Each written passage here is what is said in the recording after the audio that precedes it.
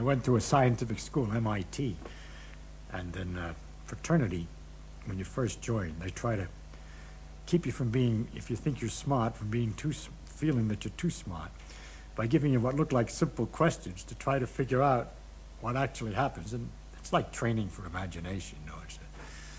It's kind of fun, and I thought I'd tell you some of them that I remember. I learned them. Of course, once you learn them, the next time somebody comes along with this wonderful puzzle, you look at them kind of quietly. You wait 2 or 3 seconds or 5 seconds to show that you were thinking, and then you come up with this answer to astonish your friends. But the fact was, of course, that you were trained by your fraternity brothers as to how to answer these things early on. One of the questions we got was the problem about the mirror. It's an old problem. You look in a mirror, and let's say you part your hair on the right side, and you look in the mirror, and the image has got its hair part on the left side. So the image is left to right mixed up. It's not top and bottom mixed up, because the top of the head of the image is up there at the top, and the bottom of the feet is at the bottom. And the question is, how does the mirror know to get the left and right mixed up and not the up and down? You get a better idea of the problem if you think of lying down and looking at the mirror. All right, your hair is still on the left side, and now the left and right was the up and down, whereas the up and down, which look okay, was the right and left before. And the mirror somehow figured out what you're going to do when you're looking at it. So to describe in a sort of symmetrical way what a mirror does, that it doesn't look lopsided, that it takes left and mixes it up with right, and it doesn't do the same with up and down.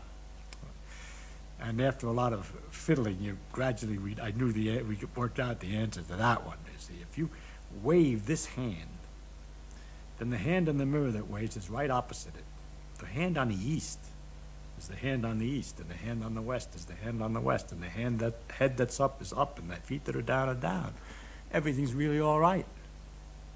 But what's wrong is if this is north, your nose is to the north of the back of your head, but in the image, the nose is to the south of the back of the head.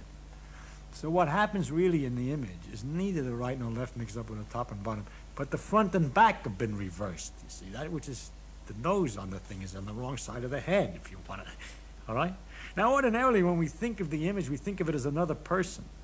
And we think of the normal way that a person would get into that condition over there. It's a psychological thing. We don't think of the idea that the person has been squashed and pushed backwards, forwards with his nose and his head, because that's not what ordinarily happens to people.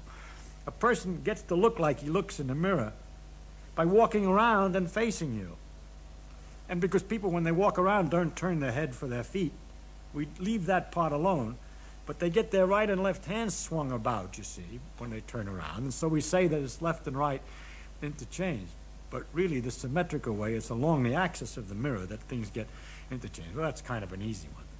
A harder one, and very entertaining, was what keeps a train on the track?